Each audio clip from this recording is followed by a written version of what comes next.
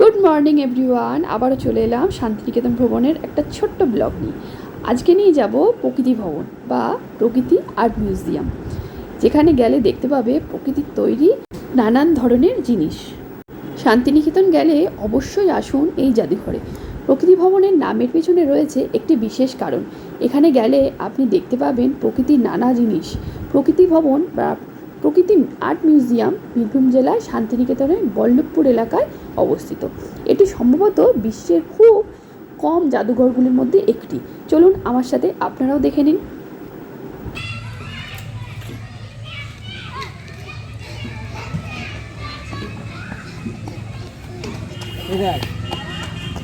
বলতো এটা কিসের মতন লাগছে?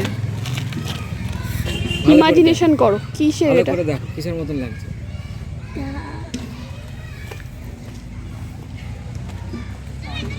হ্যাঁ দেখেছি।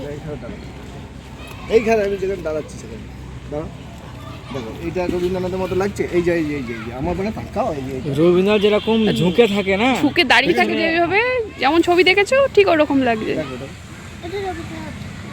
বুঝতে পেরেছো? বাস তাহলে এইরকমই দেখতে। তুই রেজিস্ট্রেশন করতে হবে।